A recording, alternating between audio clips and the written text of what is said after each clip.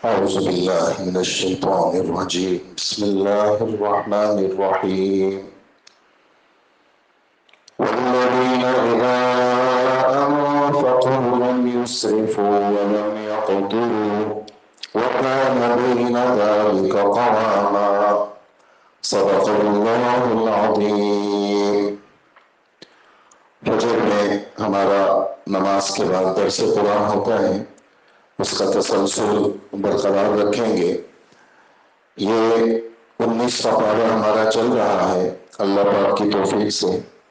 سورہ فرقان اس کی آیت نمبر 67 آپ کے سامنے پڑھی گئی۔ ہمارے رب نے ایمان والوں کی 13 صفات کو یہاں بیان کیا ہے، جس میں سب سے پہلی صفت کہ وہ رحمان کے بندے ہیں، ان کی طبیعتوں میں بندگی ہے، تابعداری ہے۔ اور دوسری صفت وہ بڑی عاجزی والے ہیں، یہاں تک کہ وہ عاجزی ان کی چال ڈھال میں بھی نمایاں نظر آتی ہے، زمین پر عاجزی کے ساتھ چلتے ہیں۔ تیسری صفت جب ناواقف اور جاہل لوگ ان سے کوئی جھگڑے کی بات کرتے ہیں تو یہ سلامتی سے نکل جاتے ہیں۔ چوتھی صفت ان کی رات عبادت میں گزرتی ہے، کبھی ایمان والے سجدے میں نظر آتے ہیں تو کبھی قیام میں نظر آتے ہیں۔ اور پانچویں صفت ہمارے رب بیان فرما رہے ہیں کہ عبادت کے باوجود بھی ان کے دلوں میں خوف ہوتا ہے، اور وہ یہ کہتے ہیں کہ اے ہمارے رب، ہمیں دوزخ کے عذاب سے بچا لیجیے۔ دوزخ کا عذاب تو تباہی ہی تباہی ہے اور بہت برا ٹھکانہ ہے۔ یہ ہمارے مختلف دروس میں مختلف دنوں میں یہ والا بیان گزر چکا ہے۔ آج کا جو بیان ہے وہ ایک ہی آیت کے ساتھ اس کا تعلق ہے، اس کو ذرا سن لیجئے کہ ایمان والوں کے بدنی عبادت کا حال تم نے سنا، اب ایمان والوں کی مالی عبادت کا کیا حال ہے۔ تو یہاں اس جگہ میں ہمارے رب بیان فرماتے ہیں کہ ایمان والوں کے مالی معاملات ایسے ہیں کہ بہت زیادہ بے دردانہ خرچ نہیں کرتے۔ اتنا خرچ کرنا، ایسا خرچ کرنا کہ خود فقیر بن جائے، دوسروں کے سامنے ہاتھ پھیلائے، اور بالکل کنجوسی بھی نہیں کرتے کہ جہاں پر خرچ کرنا ضروری ہے وہاں بھی نہیں خرچ کرتے۔ اسی بات کو ہمارے رب نے 15ویں پارے میں یوں بیان فرمایا ہے، وَلَا تَجْعَلْ يَدَكَ مَغْلُولَةً إِلَىٰ عُنُقِكَ وَلَا تَبْسُطْهَا كُلَّ الْبَسْطِ فَتَقْعُدَ مَلُومًا مَحْسُورًا۔ اے مسلمان، اس بات کو سن لو کہ تو اپنے ہاتھ کو کنجوسی کی وجہ سے اپنے گلے کے ساتھ باندھ کے مت رکھ کہ بالکل تو اس کو خرچ ہی نہ کر، اس لیے کہ کنجوسی یہ بدترین بیماری ہے، اس سے بڑھ کر کوئی بیماری نہیں ہے۔ یہ والی بات حدیث کی ہے، ایُّ اقرب من البخل، کنجوسی سے بڑھ کر کیا بیماری ہوگی کہ آدمی کنجوس بن جائے۔ اور جو سخی آدمی ہوتا ہے وہ اللہ کے بھی قریب، جنت کے بھی قریب اور لوگوں کے بھی قریب، اور جو کنجوس آدمی ہوتا ہے وہ اللہ سے بھی دور، لوگوں سے بھی دور، جنت سے بھی دور اور دوزخ کے قریب ہوتا ہے۔ تو بخل اور کنجوسی کے ساتھ اپنے ہاتھ کو یہاں مت باندھ، وَلَا تَبْسُطْهَا كُلَّ الْبَسْطِ، اور ایسے سخی بن گئے کہ تنخواہ ملی تجھے 20-25 ہزار تنخواہ ملی، اب گھر پہنچے نہیں پتہ سارا بانٹ دیا تم نے۔ گھر راشن چاہیے تھا وہ بھی نہیں لایا، بچے بیمار تھے دوائیوں کے پیسے نہیں ہیں تمہارے پاس، اب پورا مہینہ کرایہ کہاں سے دو گے، گھر راشن کہاں سے لاؤ گے۔ تو ایسا خرچ کرنے کی بھی اجازت نہیں ہے کہ تو پھر درماندہ بیٹھ جائے اور حسرت میں بیٹھ جائے، ایسا بھی نہ کر۔ یہ اس آیت کا مفہوم ہے جو میں نے آپ کے سامنے 15ویں پارے کی آیت پڑھی۔ اس آیت میں آپ ہمارے رب فرماتے ہیں کہ ایمان والے جب خرچ کرتے ہیں تو لن یسرفوا، وہ اسراف نہیں کرتے۔ لفظ اسراف کا اپنا ترجمہ، لغوی ترجمہ وہ کیا ہے؟ حد سے آگے بڑھ جانا، جو حدود ہے، بارڈر لائن کو کراس کرنا، اس اسراف کا اپنا ترجمہ۔ اور شریعت کے اندر اسراف کہتے ہیں اللہ کی نافرمانی میں مال کو خرچ کرنا، چاہے ایک پیسہ ہی کیوں نہ ہو۔ اس کا یہ مطلب نہیں ہے 100 روپے خرچ کرنا تو جائز ہے، 1000 روپے خرچ کرنا ناجائز ہے، نہیں۔ نافرمانی کے اندر 1 روپیہ خرچ کرو یا 1,00,000 روپے خرچ کرو، وہ اسی میں شامل ہے۔ اللہ کی نافرمانی میں خرچ کرنا، اس کو اسراف کہتے ہیں۔ اور ایک اس کا مفہوم، اسراف کا دوسرا مفہوم یہ ہے کہ ایک جائز چیز تھی، اس میں گنجائش تھی آپ کے لیے کہ آپ 1,000 روپے خرچ کرتے، لیکن آپ نے اس ایک کے بجائے 10,000 لگا دیے۔ تو ایک جائز چیز جہاں آپ کی حد وقت صرف 1,000 کی تھی، آپ نے 10 لگا لیے، 2 لگا لیے، 5 لگا لیے، وہ اس میں شامل ہے۔ کیوں؟ اس لیے کہ ہمارے رب 15ویں پارے میں ایک بات فرماتے ہیں، اسی صفحے میں جو میں نے پچھلی اس میں آیت پڑھی، کیا فرماتے ہیں؟ ان المبذرین کانوا اخوان الشیاطین، جائز چیز تھی لیکن آپ نے حد سے آگے بڑھ گئے آپ، تو ایسے لوگ وہ شیطانوں کے بھائی ہیں، اور شیطان رب کا نافرمان، ایسے لوگ بھی رب کے نافرمان۔ تو اللہ کی نافرمانی میں خرچ کرنا یا جائز مقدار میں زیادہ خرچ کرنا، یہ دونوں صورتیں شریعت کی روح سے کیا ہے؟ منع ہے۔ اور دوسری بات ہمارے رب نے فرمائی کہ ایمان والے تنگی نہیں کرتے، اقتار، قاف تا را، اس کے لفظی معنی آتے ہیں تنگی کرنا، بخل سے کام لینا، کنجوسی سے کام لینا۔ اور شریعت کے اندر اقتار کا معنی یہ ہے جہاں خرچ کا موقع ہے، تمہارے پاس موجود بھی ہے، وہاں خرچ نہیں کرنا۔ خرچ کا موقع ہے، مسجد بنی ہے، ایک اللہ کے دین کا ادارہ بن رہا ہے، اور تمہارے پاس موجود ہے، تم اپنی خواہشات کو لگا رہے ہو لیکن اللہ کے دین میں نہیں لگا رہے۔ خرچ کے موقع پر خرچ نہ کرنا، اس کو اقتار کہا جاتا ہے۔ تو دونوں صورتیں ایمان والے ایسا نہیں کرتے۔ ایمان والے نافرمانی میں بھی خرچ نہیں کرتے، ایمان والوں کو جہاں خرچ کا موقع ہوتا ہے وہاں بھی پیچھے نہیں ہٹتے۔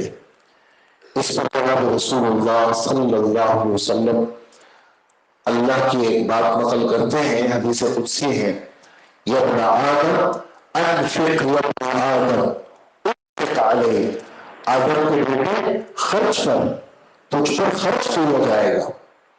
لا تحصی فیحصی اللہ علیہ، گن گن کے نہیں رکھنا، اللہ بھی گن گن کر دیں گے۔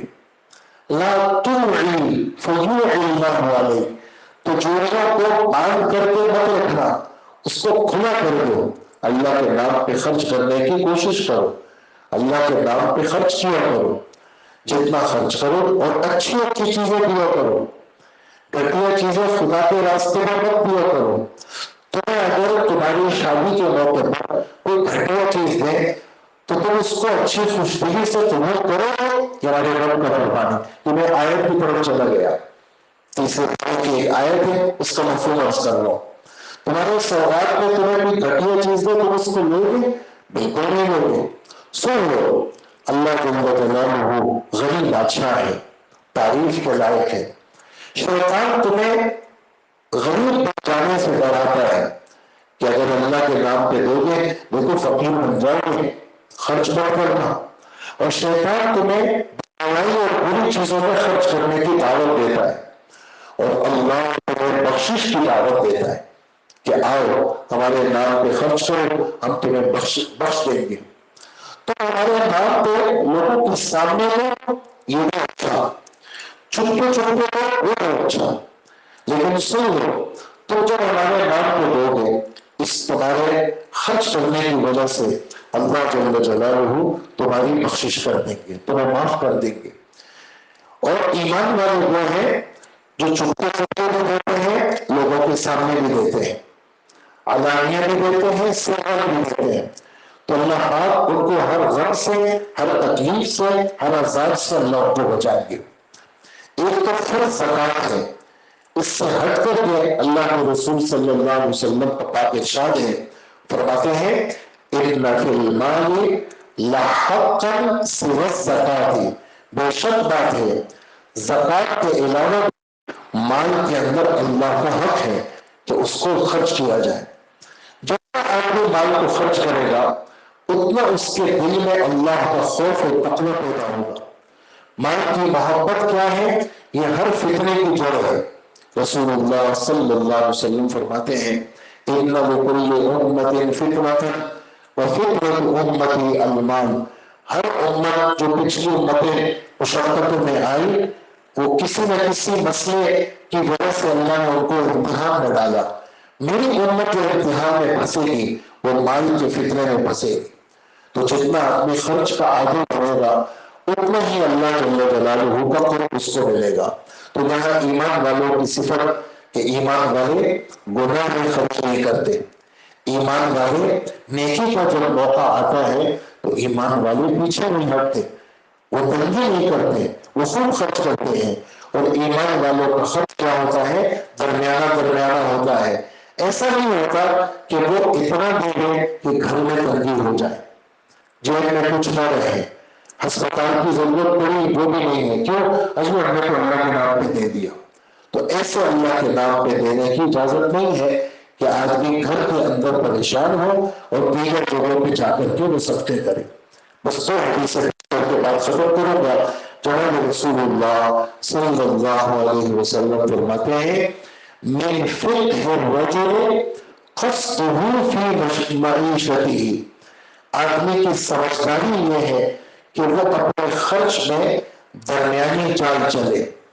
वजह हालात हर वक्त यकसा नहीं होते कि जी आज तो बहुत पैसा आ रहा है, खूब खर्च कर रहे हैं और जनाब ये भी लिया, ये भी लिया, हर आसाइश वाली चीज ले ली, लेकिन कल को अगर ये ना हो तो फिर क्या करोगे?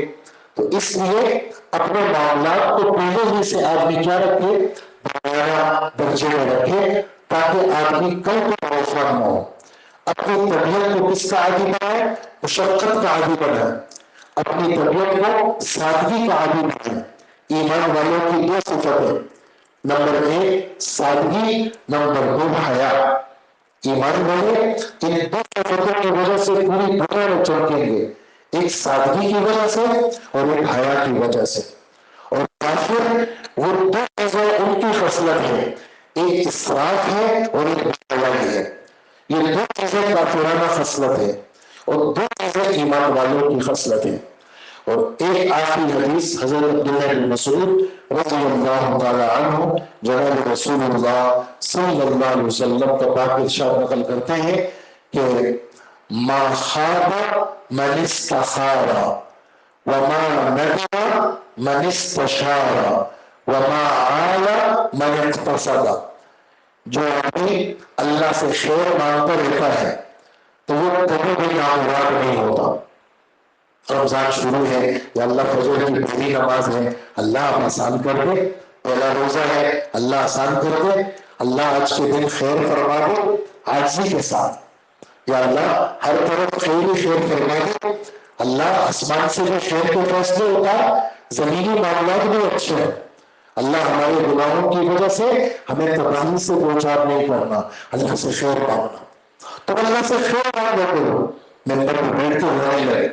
हज़रत अबू बकर रज़ी अल्लाह अन्हु से रिवायत है, अल्लाह के रसूल आप क्यों रो रहे हैं? फरमाया तुम लोग अल्लाह से खैर नहीं मांगते, इस वजह से रो लो। ईमान और यकीन के बाद जो सबसे बड़ी दौलत किसी को मिली है वो क्या है? आफियत है, खैर है। अल्लाह खैर फरमा, अल्लाह आफियत फरमा। ईमान वाले जब खैर मांगते हैं अल्लाह जरूर देते हैं खैर। और दूसरी चीज क्या फरमाई? वमा नदिमा मन इस्तशारा। जो मशवरे और पूछ पूछ के साथ चलेगा, साहिब राय लोगों से पूछेगा, वो कभी नातिक नहीं होगा। اس کو کبھی افسوس نہیں ہوگا۔ اور دوسری بات جو ہمارے اس مضمون کے ساتھ لگ رہی ہے وہ کیا ہے؟ وَمَا عَلَى مَنِ اقْتَصَدَ، جو اپنے خرچ کے اندر درمیانی چال چلے گا وہ کبھی فقیر نہیں ہوگا، اللہ پاک اس کو فقیری سے بچائیں گے۔ اسی طرح میں اپنی بات ختم کروں گا۔ ایمان والوں کی چھٹی صفت سن لیجیے، جو خرچ کرتے ہیں تو نہ جو فضول خرچی کرتے ہیں نہ تنگی کرتے ہیں۔ وَالَّذِينَ إِذَا أَنفَقُوا لَمْ يُسْرِفُوا، فضول خرچی بھی نہیں کرتے اور تنگی بھی نہیں کرتے، جہاں خرچ کا موقع ہوتا ہے وہاں خرچ کرتے ہیں، وہاں اپنے ہاتھوں کو نہیں روکتے، بلکہ ان کا طریقہ اعتدال والا طریقہ ہے، قوامہ اعتدال۔ ہاں، در معتدل چال وہ چلتے ہیں، تو جس کی وجہ سے اللہ پاک ان کو فقیری سے اور پریشانیوں سے بچاتے ہیں۔ اللہ پاک ہمیں عمل کی توفیق عطا فرمائے۔